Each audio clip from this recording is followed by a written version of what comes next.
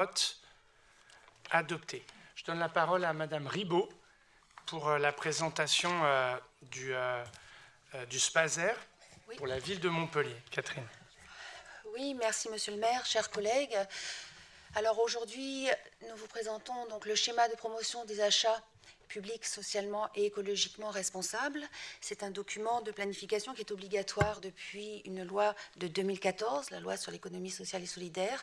Il est aussi obligatoire pour ce qui concerne l'environnement, l'écologie depuis 2015 et cela a été renforcé, cette obligation a été renforcée l'été dernier en août 2021. Ce schéma est important, comme vous pouvez le voir sur le PowerPoint qui vous est projeté. Ce schéma est important parce que la commande publique est véritablement un levier pour le développement durable. La commande publique est un levier, c'est une approche globale de l'achat public qu'il faut retenir là. Sur la ville de Montpellier, chaque année, 146 millions d'euros finalement sont passés sur les achats publics. Le SPASER est donc un moyen d'action des politiques publiques. C'est un véritable outil, tout à l'heure je disais un levier pour le développement durable. C'est un outil qui permet d'impulser l'achat public durable en mettant en œuvre donc des objectifs, en mettant en œuvre des moyens d'action.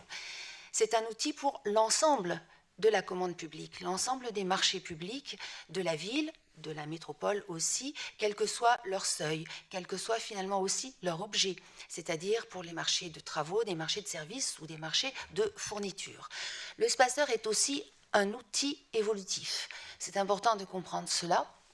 C'est un outil évolutif, rien ne sera totalement gravé aujourd'hui, c'est-à-dire que ce document va évoluer en fonction des besoins de la collectivité, en fonction bien sûr des positions politiques aussi, en fonction des marqueurs de réussite, des indicateurs de performance qui seront définis et donc qui seront définis par les instances de suivi qui vont être mises en place.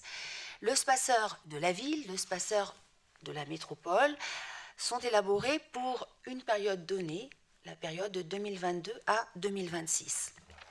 Alors, ce SPASER vous est proposé donc aujourd'hui. Il vous est proposé aujourd'hui, s'il est adopté donc lors de ce vote, de votre délibération, ce SPASER, bien sûr, devra être suivi. Il fera l'objet, finalement, d'évaluations permanentes qui permettront de savoir de quelle manière les éléments de ce SPASER, le contenu de ce SPASER est adapté et de quelle manière il doit être peut-être modifié finalement pour être davantage opérationnel. Il y a 4 axes stratégiques. Le premier axe, c'est l'environnement, la santé, la transition énergétique. Dans chaque axe, il y a des ambitions. Pour le premier axe concernant l'environnement, la santé, la transition énergétique, 3 ambitions ont été définies, ont été déterminées. Assurer un environnement sain, protéger les ressources, promouvoir, c'est l'ambition numéro 2, promouvoir l'économie circulaire, développer des constructions durables. Voici pour le premier axe. Pour le deuxième axe, concernant l'insertion et l'équité sociale, 2 ambitions principales ont été identifiées, ont été déterminées. La première concerne le renforcement de l'insertion des personnes éloignées de l'emploi et la deuxième concerne la lutte contre toute forme de discrimination. Il s'agit d'assurer l'égalité professionnelle. 2 axes, l'environnement, l'insertion et l'équité sociale, qui ne peuvent pas être séparés du troisième axe concernant le développement économique. Le développement économique permet de faciliter l'accès aux TPE, faciliter l'accès aux petites et moyennes entreprises. Il s'agit aussi, dans l'ambition numéro 2, de promouvoir l'ESS, l'économie sociale et solidaire, et de stimuler l'innovation sur le territoire métropolitain, sur le territoire de la ville de Montpellier. Et tout cela, je vous le disais tout à l'heure, doit être suivi. Tout cela, finalement, n'est pas figé en un moment donné. Des évolutions seront automatiquement enregistrées. Voilà pourquoi il y a un quatrième axe qui concerne la gouvernance, le pilotage de la politique achat de la collectivité. Il s'agit de faire en sorte que la commande publique soit véritablement un levier de performance, un levier de développement durable.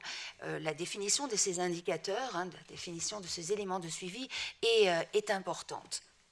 Alors, là j'ai parlé de façon générale, il y a bien sûr des exemples d'actions du Spacer, hein, c'est un document qui doit se comprendre de façon très concrète, hein, et il sera apprécié en fonction finalement d'un certain nombre de marqueurs de réussite. Vous avez là, donc vous aviez là sur voilà, vous avez là pour chacun des axes, certains exemples qui vous permettent donc très concrètement d'identifier finalement l'utilité de ce document.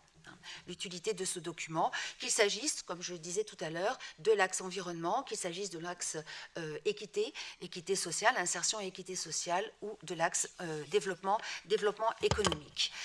Comme je vous le disais tout à l'heure, ce Spacer n'est pas figé, il évoluera, autrement dit, c'est un document finalement qui est dynamique. C'est un document qui est dynamique, qui va permettre à la collectivité de s'insérer dans une dimension, dans une dimension particulière, d'utiliser son achat public au service des politiques qui peuvent être définies. Bien évidemment, je suis à votre disposition si vous avez des questions particulières. Je vous remercie, Monsieur le maire, je vous remercie, chers collègues. Merci beaucoup, Madame Ribot.